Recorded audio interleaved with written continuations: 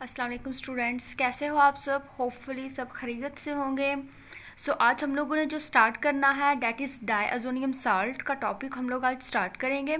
ये आपकी बुक का पेज नंबर 415 टू 421 है और चैप्टर नंबर 12 ही कंटिन्यू है। तो डायज़ोनियम साल्ट में आप लोगों ने देखना क्या है, आपकी आउटलाइन के अकॉर्डिंग ही चलेंगे। डायज़ोनियम साल्ट में हम लोगों ने देखनी है preparation method of diazonium salt and the application of diazonium salt. तो सबसे पहले देख लेते हैं डायज़ोनियम साल्ट एक्चुअली है क्या। तो डायज़ोनियम साल्ट ऐसे कंपाउंड हैं जिसके अंदर डायज़ोनियम ग्रुप मौजूद हो।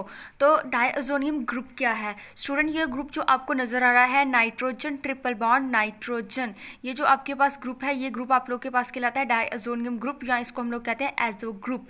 तो ये ग्रुप जब किसी भी जैसे नाइट्रोजन ट्रिपल बॉन्ड नाइट्रोजन, इसको आप N2 की फॉर्म में भी लिख सकते हो। तो ये जो आपके पास एजो ग्रुप है, ये एजो ग्रुप जब किसी आर अल्काइल ग्रुप के साथ अटैच होगा या किसी एरोमेटिक ग्रुप के साथ अटैच होगा तो इसको आप लोग क्या कहोगे, डायज़ोनियम कंपाउंड्स कहोगे। एजो ग्रुप किसी भी कंपाउंड के अंदर जब मौजूद होता है तो वो कंपाउंड आपके पास क्या कहलाते हैं, डायज़ोनियम कंपाउंड्स कहलाते हैं। नेक्स्ट हम लोग देख लेते हैं इसके प्रिपरेशन मेथड में हम लोग फर्स्ट वन प्रिपरेशन मेथड देखेंगे बाय नाइट्रस एसिड, HONO, ये आप लोग के पास क्या कहलाता है, नाइट्रस एसिड कहलाता है।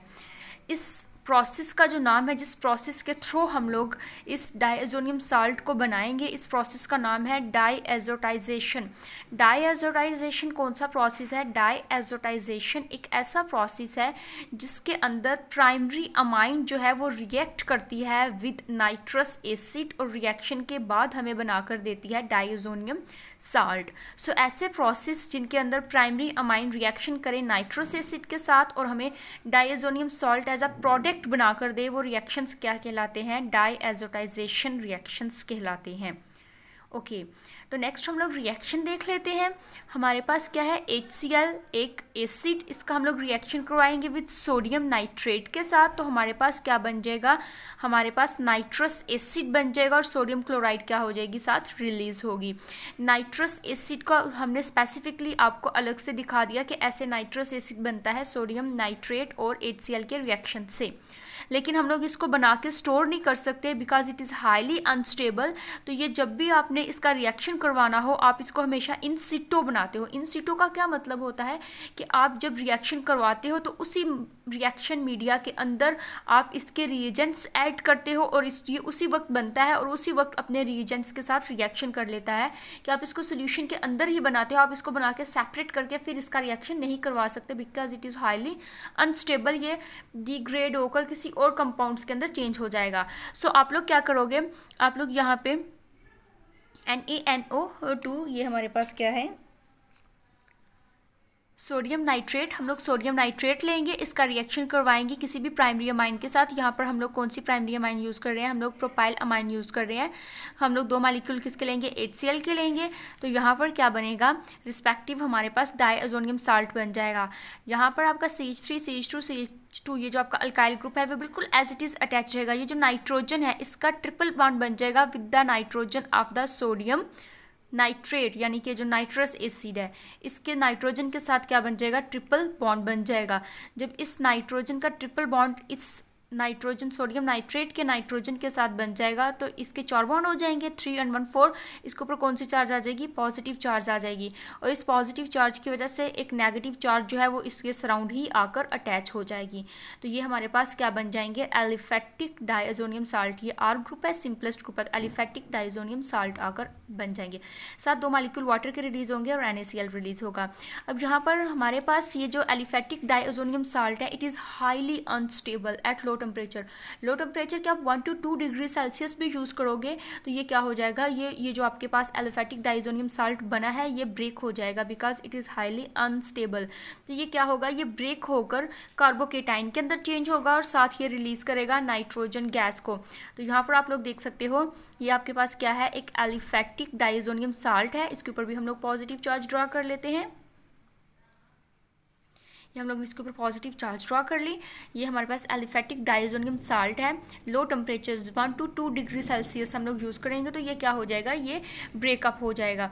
जब ये ब्रेकडाउन हो जाएगा तो ये यहाँ से ब्रेकअप होगा, यहाँ से ये N2 नाइट्रोजन की फॉर्म में ये गैस अलग से रिलीज होगी, क्लोरीन A9 अलग से रिलीज होगा, और यहाँ से ये जो बॉन्ड ब्रेक हो रहा है बकाया ग्रुप एज इट इज़ रहेगा और इसके ऊपर पॉजिटिव चार्ज आ जाएगी और ये कार्बोकेटाइन बन जाएगा।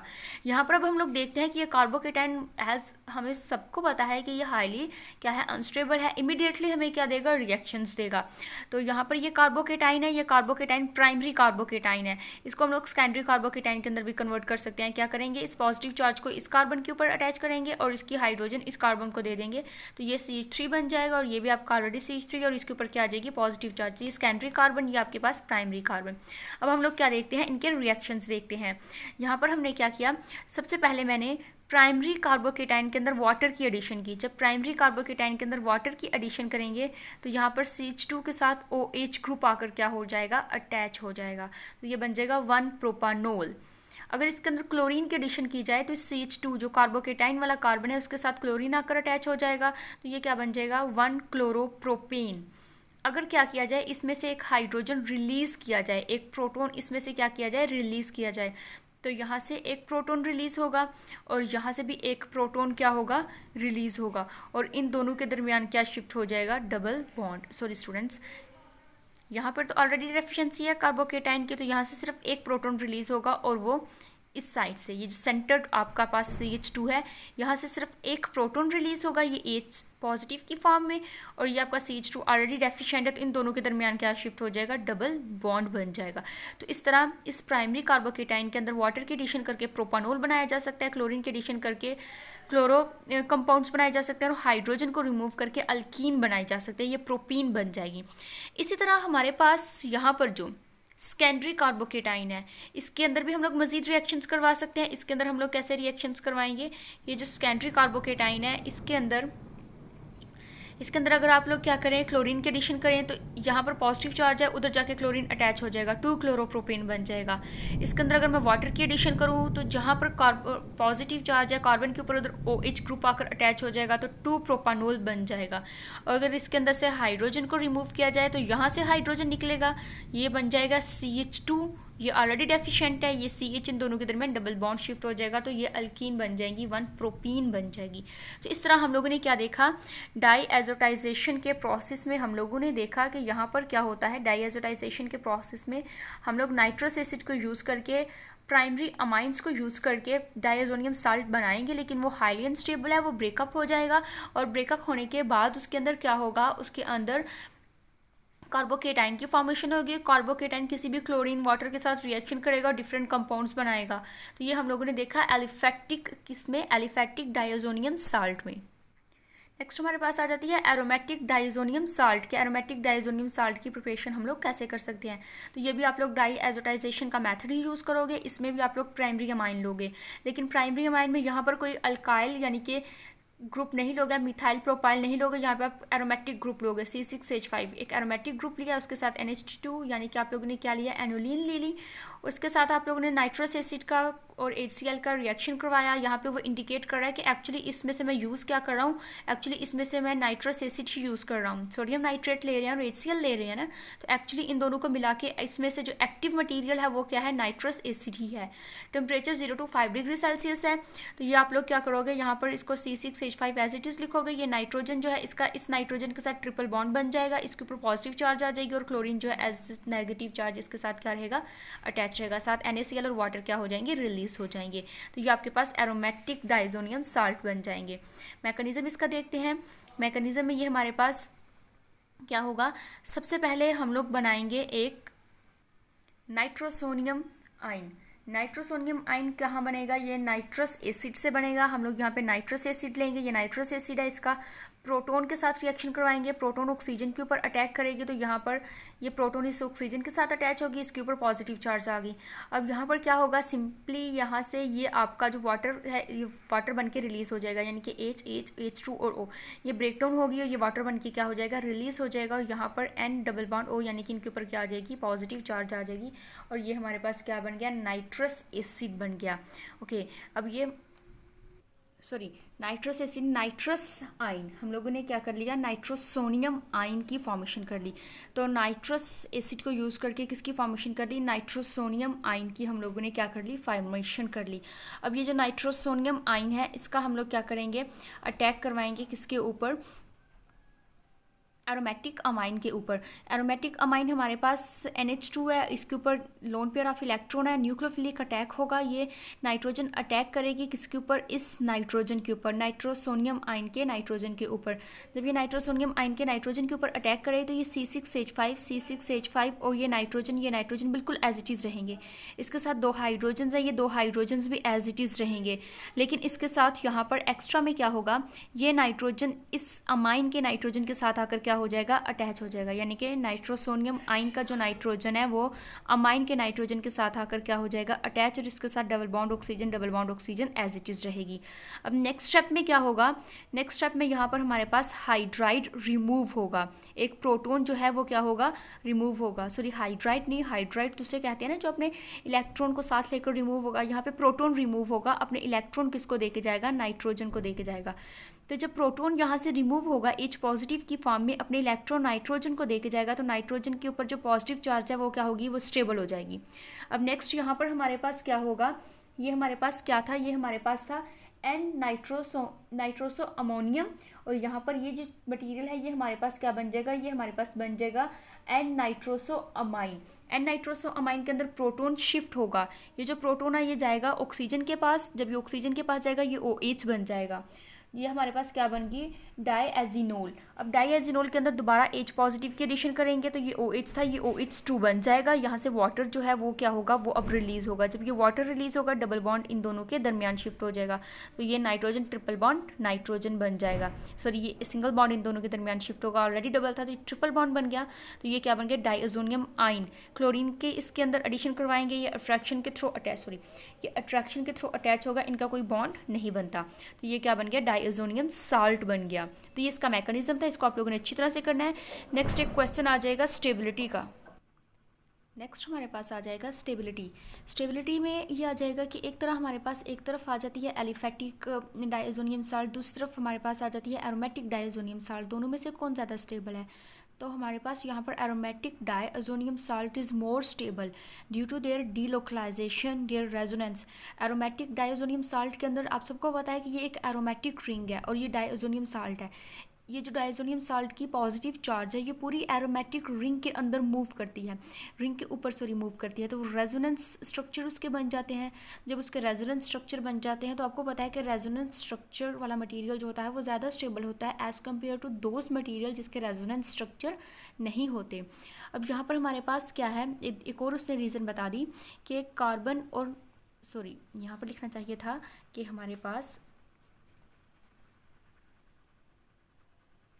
ट्रिपल बॉन्ड होता है कार्बन और नाइट्रोजन के दरमियान। कार्बन जो एलिफेटिक हम लोग जिसको डिस्कस कर रहे हैं, एलिफेटिक के अंदर कार्बन और नाइट्रोजन के दरमियान क्या होता है, ट्रिपल बॉन्ड, और ये कार्बन और नाइट्रोजन के दरमियान ट्रिपल बॉन्ड लेस स्टेबल होता है।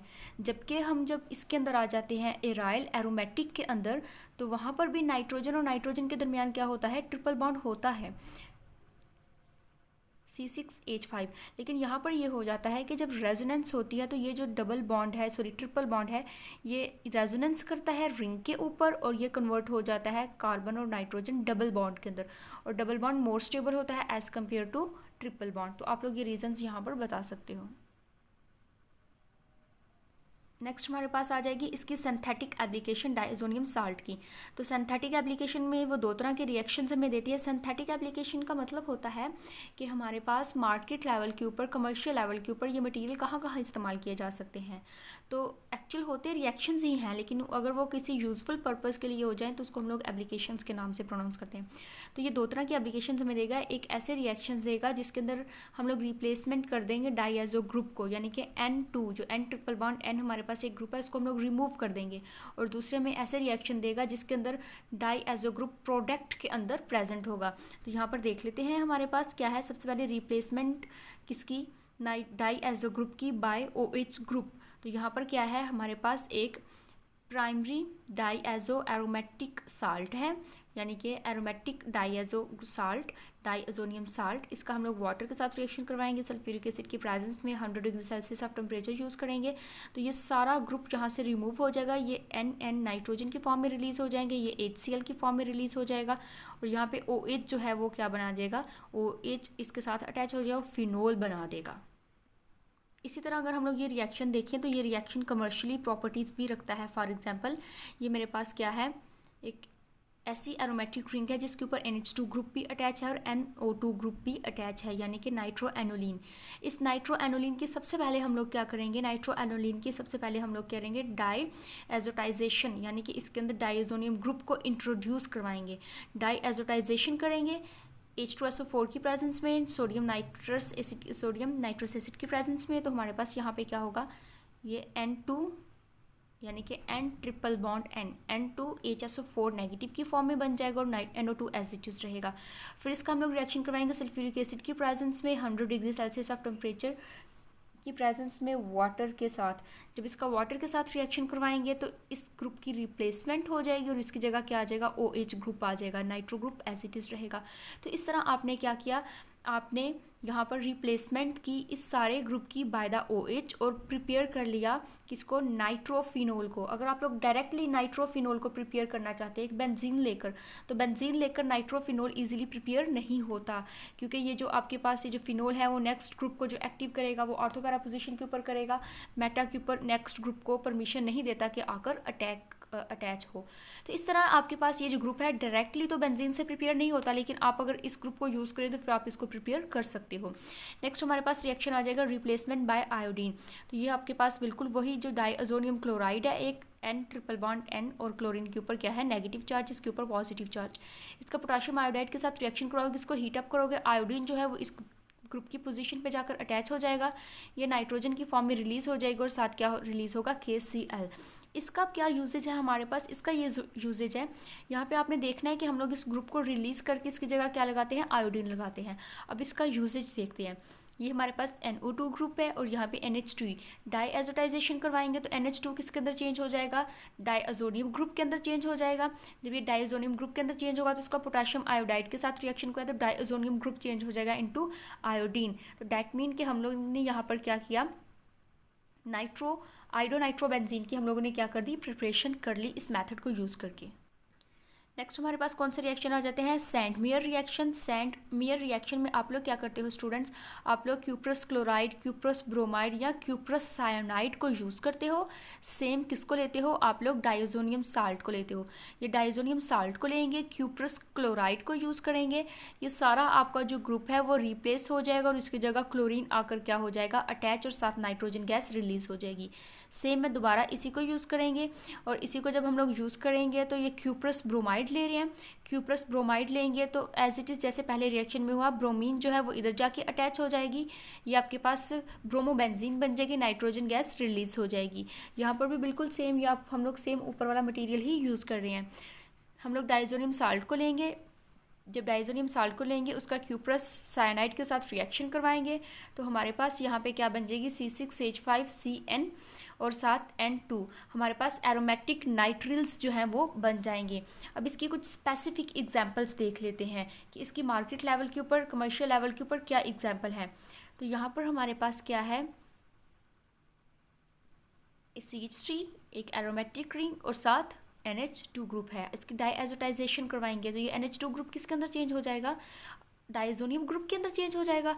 अगर इसका कॉपर क्लोराइड के साथ, क्यूप्रस क्लोराइड के साथ रिएक्शन करवाएं 15 to 60 degree Celsius of temperature की प्रेजेंस में, तो ये सारा डाइअज़ोनियम ग्रुप रिमूव हो जाएगा और इसकी जगह क्या चीज़ लग जाएगी, क्लोरीन आकर अटैच हो जाएगी। तो ये आप लोग के पास क्या बन जाएगा, क्लोरोटोलोइन बन जाएगा, जो कि डायरेक्टली क्लोरोटोलोइन को बेंजीन से बनाना इजी नहीं है, लेकिन इस मेथड से आप इसको बना सकते हो। नेक्स्ट आपके पास क्या आ जाएगा, नेक्स्ट आपके पास सेकंड रिएक्शन है कि आप लोग क्या करो, अगर इसी को, इस इंटरमीडिएट का रिएक्शन करवाओ क्यूप्रस साइनाइड के साथ, तो ये सारा ग्रुप आपका डाइअज़ोनियम ग्रुप रिलीज़ हो जाएगा और उसकी जगह यहाँ से साइनाइड ग्रुप आकर क्या हो जाएगा, अटैच हो जाएगा, साथ नाइट्रोजन रिलीज़ हो जाएगी, तो आपके पास टोलोइन नाइट्रिल्स बन जाएंगे। थर्ड वन अगर हम लोग देखें तो यहाँ पर हमारे पास क्या है, बिल्कुल क्लोरीन है और NH2 है। एरोमेटिक रिंग के साथ इसकी डाईएजोटाइजेशन करवाएंगे। NH2 ग्रुप जो है अमाइन ग्रुप वो डाईएजो ग्रुप के अंदर चेंज हो जाएगा, N2Cl नेगेटिव के अंदर चेंज हो जाएगा। इसकी क्यूप्रस ब्रोमाइड के साथ रिएक्शन करवाएंगे तो ये डाईएजो ग्रुप कंप्लीटली रिमूव हो जाएगा और इसकी जगह ब्रोमीन आकर अटैच हो जाएगा। तो इस तरह आप लोग क्लोरोब्रोमीन को भी बना सकते हो बाय यूजिंग दिस मैथड।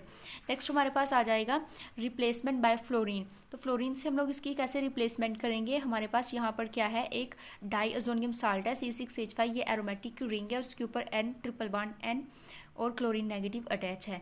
इसका हम लोग क्या करेंगे, टेट्राबोरिक एसिड को यूज़ करेंगे, टेट्राफ्लोरोबोरिक एसिड को यूज़ करेंगे। यहाँ से ये H और ये Cl दोनों बॉन्ड बनाएंगे, ये रिलीज़ हो जाएंगे HCl की फॉर्म में। नाइट्रोजन के साथ जाके ब्रोमीन रिलीज़ होगी, ब्रोमीन के साथ क्या है F4, यानी कि नाइट्रोजन के साथ ब्रोमीन अटैच होगी, ब्रोमीन का जो फ्लोरीन है वो एज इट इज़ अटैच हो गया। अब यहाँ पर इसको हीट अप करेंगे, इस इंटरमीडिएट को जब हीट करेंगे तो ये सारा जो बॉन्ड है यहाँ से N2 और B ये क्या करेंगे, ये रिलीज़ हो जाएंगे। ये हमारे पास और फ्लोरीन जो है वो इसके साथ अटैच हो जाएगा, फ्लोरोबेंजीन बन जाएगा, नाइट्रोजन गैस रिलीज़ हो जाएगी और ट्राईफ्लोरोबोरिक एसिड क्या होगा वो भी रिलीज़ हो जाएगा। देन हमारे पास रिएक्शन आ जाता है रिप्लेसमेंट बाय नाइट्रो ग्रुप। तो यहाँ पे आप लोग क्या करोगे स्टूडेंट्स, आप लोग एक डाइजोनियम क्लोरीन लोगे, डाइजोनियम साल्ट लोगे, उसका सोडियम नाइट्रोस एसिड के साथ रिएक्शन कराओगे सोडियम बाइकार्बोनेट की प्रेजेंस में, क्यूप्रस ऑक्साइड की प्रेजेंस में। तो यहाँ पर आपके पास ये सारा ग्रुप रिलीज हो जाएगा, उसकी जगह NO2 ग्रुप आकर अटैच हो जाएगा और साथ नाइट्रोजन गैस क्या होगी, रिलीज होगी, नाइट्रोबेंजीन की फॉर्मेशन हो जाएगी। नेक्स्ट हमारे पास जो रिएक्शन है डीअमाइनेशन थ्रो डाईएजोटाइजेशन, डीअमाइनेशन थ्रो डाईएजोटाइजेशन, यानी कि हम लोगों ने डीअमाइनेशन करना है, इस अमाइन ग्रुप को किसी और ग्रुप के अंदर चेंज करना है। तो हम लोग क्या करेंगे, प्राइमरी अमाइन लेंगे, उसकी एजोटाइजेशन करवाएंगे सोडियम नाइट्रस एसिड की प्रेजेंस में, हम लोग उसका ट्रीटमेंट करवा रहे हैं। ये आप लोग बिल्कुल प्रीवियस रिएजेंट से यूज़ कर रहे हो, NaNO2 HCl की प्रेजेंस में वाटर ले रहा है, 0 to 5 डिग्री सेल्सियस टेम्परेचर ले रहा है। तो ये अमाइन किसके अंदर चेंज होगी, डाइअजोनियम ग्रुप के अंदर क्या हो जाएगी, चेंज हो जाएगी, N2Cl नेगेटिव। अब इसकी क्या करवाएंगे, रिडक्शन करवाएंगे हाइपोफास्फोरस एसिड की प्रेजेंस में। जब इसकी रिडक्शन करवाएंगे हाइपोफास्फोरस एसिड की प्रेजेंस में तो ये सारा ग्रुप यहाँ से रिमूव हो जाएगा और बेंजीन बन जाएगी और साथ फास्फोरिक एसिड रिलीज होगा, नाइट्रोजन गैस और HCl भी साथ क्या होंगे, रिलीज होंगे। तो ये मेथड हमारे पास यूज़ किया जाता है 1,3,5 ट्राई ब्रोमो बेंजीन को बनाने के लिए। 1,3,5 ट्राई ब्रोमो जो बेंजीन है वो डायरेक्टली नहीं बन सकती, डायरेक्टली इसको बनाएंगे तो ये पॉसिबल नहीं है। तो इसको हम लोग किससे बनाते हैं, इस मेथड के थ्रू बनाते हैं। तो देखते हैं ये कैसे बनती है। प्राइमरी एनोलिन लेंगे, उसकी हम लोग क्या करेंगे, प्राइमरी अमाइन लेंगे और इसको हम लोग प्राइमरी एरोमेटिक अमाइन को एनोलिन कहते हैं। इसके ब्रोमीन के साथ रिएक्शन करवाएंगे, ये क्या करेगा, इसको इन तीनों पोजीशंस के ऊपर अटैच करवा देगा। एक आपके पास क्या बन जाएगी, 1,3,5 ट्राई ब्रोमो एनोलिन बन जाएगी। इसकी मैं क्या कराऊंगी, डाईएजोटाइजेशन करवाएंगे। इसकी जब डाईएजोटाइजेशन करवाएंगे तो यहाँ पर क्या हो जाएगा, ये जो अमाइन ग्रुप है वो चेंज हो जाएगा डाईअजोनियम के अंदर। जब ये डाईअजोनियम के अंदर चेंज हो जाएगा तो इसका बिल्कुल यही रिएजेंट्स यूज़ करके हाइपोफास्फोरिक एसिड यूज़ करके इसकी रिडक्शन करवाएंगे तो ये सारा ग्रुप यहाँ से रिलीज हो जाएगा। ये ग्रुप क्या हो गया, रिलीज हो गया और आपके पास क्या बन गई, 1,3,5 ट्राई ब्रोमो बेंजीन। लेकिन अगर आप डायरेक्टली यहाँ पे खाली बेंजीन ले, उसको आप ब्रोमीन के साथ रिएक्शन करवाएं तो वो आर्थो और पैरा पोजीशन के ऊपर लगेगी, वो यहाँ पर आर्थो पैरा पोजीशन के ऊपर जाकर अटैच होगी। लेकिन जब एक ब्रोमीन अटैच होती है तो दूसरे ब्रोमीन को फिर पैरा पोजीशन के ऊपर नहीं अटैच करती, वो दूसरे ब्रोमीन को मेटा के ऊपर अटैच करवाती है। तो पैरा के ऊपर अटैच करवाने के लिए ज़रूरी था कि यहाँ पर मैं क्या लेती, अमाइन ग्रुप लेती। नेक्स्ट हमारे पास आ जाती है सिंथेसिस ऑफ बायएराइल्स।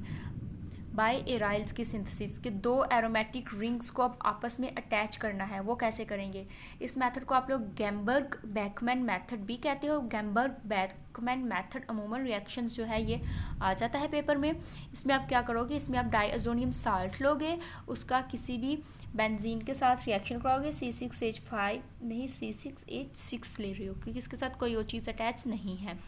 तो आप क्या कर रहे हो, यहाँ पर आप यहाँ पर एक डाइजोनियम साल्ट ले रहे हो, उसका बेंजीन के साथ रिएक्शन करवा रहे हो। आपकी बुक में शेप जो है वो रिंग फॉर्म में ड्रा है, लेकिन मैंने यहाँ पर दूसरी सिंबॉलिक फॉर्म में लिखी है, लेकिन उसका स्ट्रक्चर मैंने रिंग फॉर्म में ही बनाया है ताकि आपको क्लियरली अंडरस्टैंड हो जाए। तो ये आपके पास क्या है, डाइजोनियम साल्ट है, ये आपके पास क्या है, बेंजीन है, इसका सोडियम हाइड्रोक्साइड के साथ रिएक्शन करवाएंगे the presence of 5 degree Celsius of temperature. तो स्टूडेंट्स क्या होगा, यहाँ पर एक ये बेंजीन की रिंग है और एक ये बेंजीन की रिंग है। ये जो आपका सारा ग्रुप है ये रिमूव हो जाएगा और दोनों बेंजीन का आपस में बॉन्ड बन जाएगा और ये बन जाएंगी बाइफिनाइल्स, बाइएराइल्स। दो एरोमेटिक रिंग अटैच होगी तो बाइएराइल्स, और ये जो बॉन्ड है वो किसका है, बाइफिनाइल्स का है। सब नाइट्रोजन गैस रिलीज होगी, NaCl और H2O वाटर क्या होगा, रिलीज होगा। अब मैकेनिज्म क्या है, ये जो रिएक्शन है ये फ्री रेडिकल मैकेनिज्म के थ्रू प्रोसीड करता है। इसका मैकेनिज्म देख लेते हैं। डाईअजोनियम साल्ट है, इसका बेस की प्रेजेंस में फर्स्ट स्टेप रिएक्शन जो है इसका वो बेस की प्रेजेंस में करवाएंगे। ये बेस क्या करेगी, इसके साथ जाकर क्लोरीन जो है वो रिलीज होगी, क्योंकि बेस ज़्यादा स्ट्रॉन्ग है, OH negative is strong A9 as compare to chlorine, तो क्लोरीन को ये रिप्लेस कर देगी और खुद इसकी जगह जाकर अटैच हो जाएगी। तो ये कुछ इस तरह का बॉन्ड बन जाएगा। C6H5 पहले नाइट्रोजन का ट्रिपल बॉन्ड था नाइट्रोजन के साथ, अब क्या हो जाएगा, एक बॉन्ड नाइट्रोजन का इस OH नेगेटिव के साथ बन गया और यहाँ पे इन दोनों के दरमियान फिर क्या रह गया, डबल बॉन्ड रह गया। बी रिमेंबर कि इस क्लोरीन का इसके साथ बॉन्ड नहीं है, ये जस्ट नेगेटिव और पॉजिटिव चार्ज के ट्रैक्शन की वजह से अटैच है।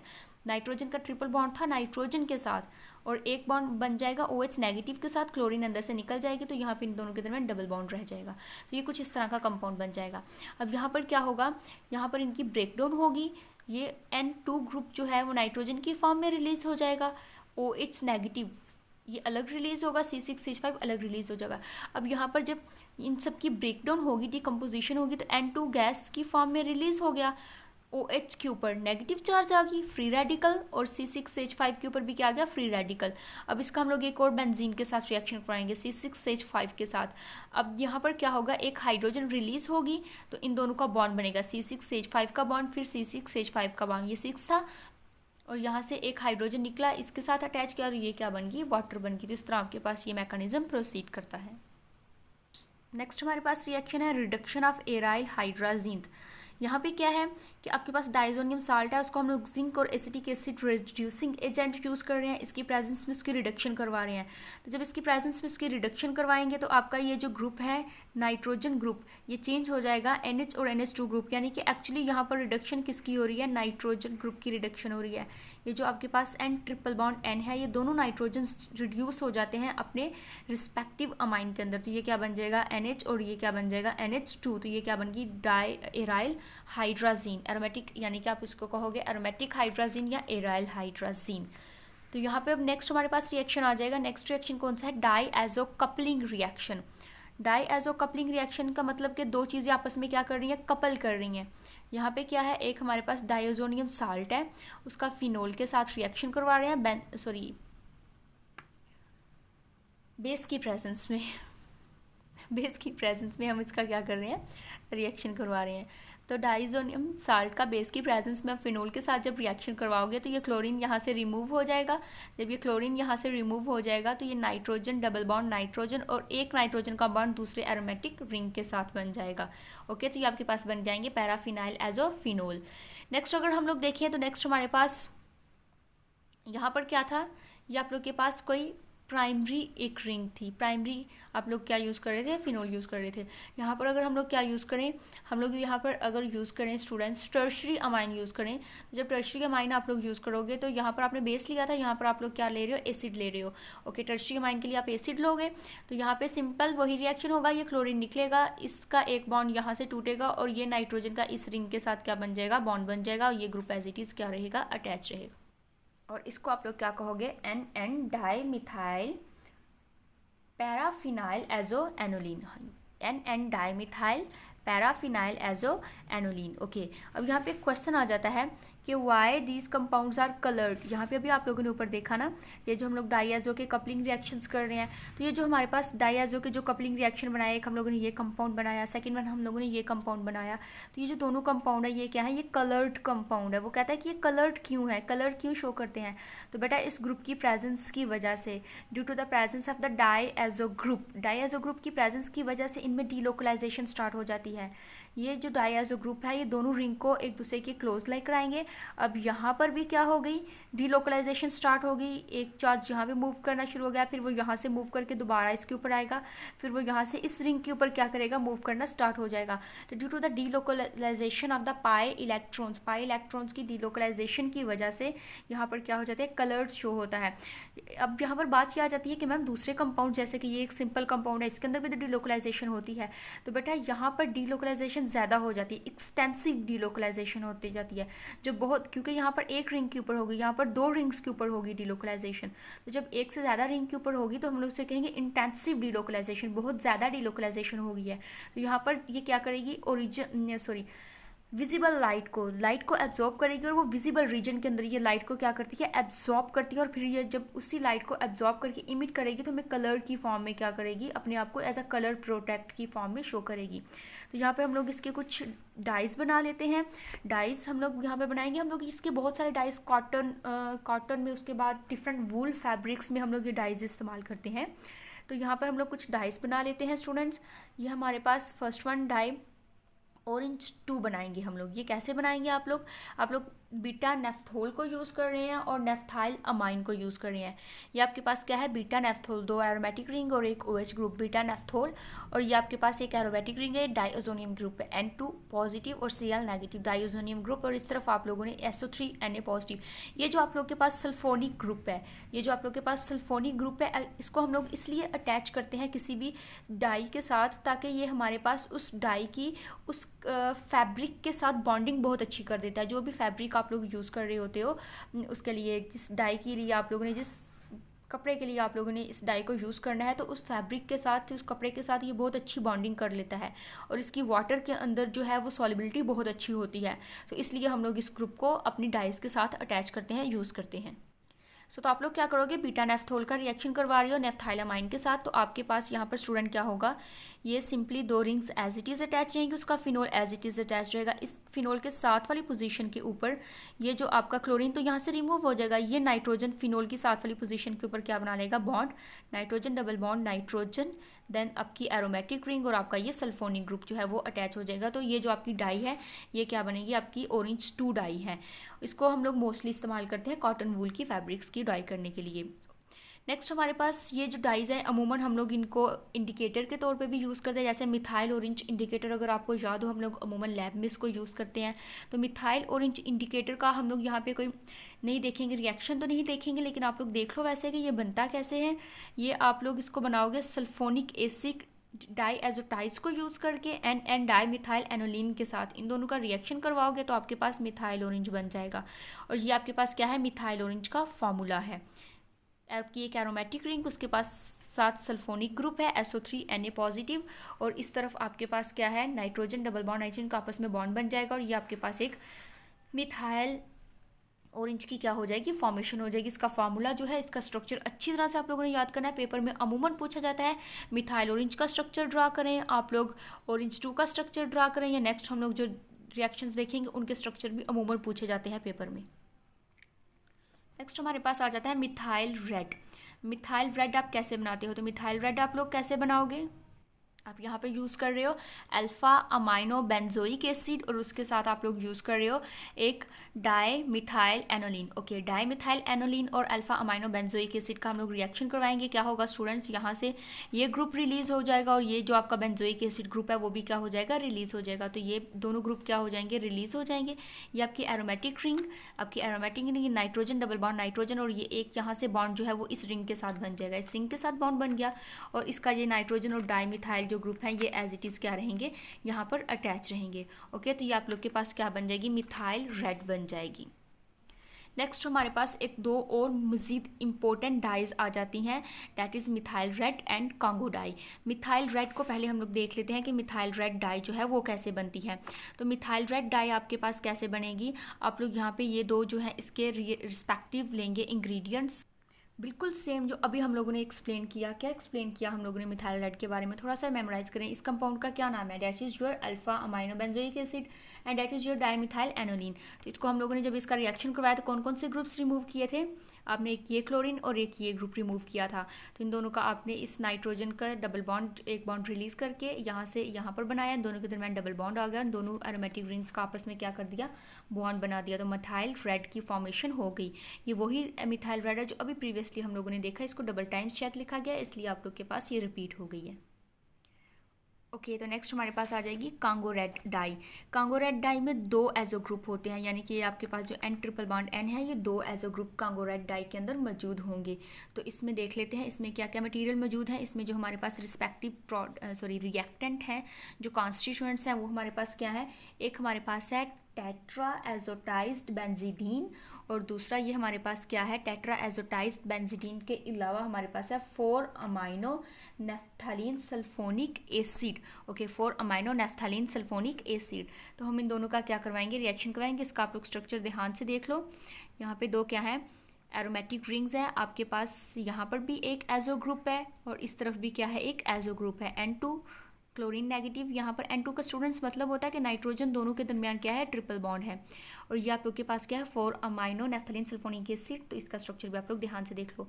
इसके 2 मोल यूज़ करोगे, इसका 1 मोल यूज़ करोगे। इनका जब हम लोग आपस में रिएक्शन करवाएंगे तो इनके पास रिस्पेक्टिव प्रोडक्ट जो है वो ये बनेगा। इसको ध्यान से देखो, ये कैसे बनेगा। सिंपली आपके पास ये 4 अमाइनो नेफ्थलीन सल्फोनिक एसिड लिखा जाएगा, आपके पास 4 अमाइनो नेफ्थलीन सल्फोनिक एसिड।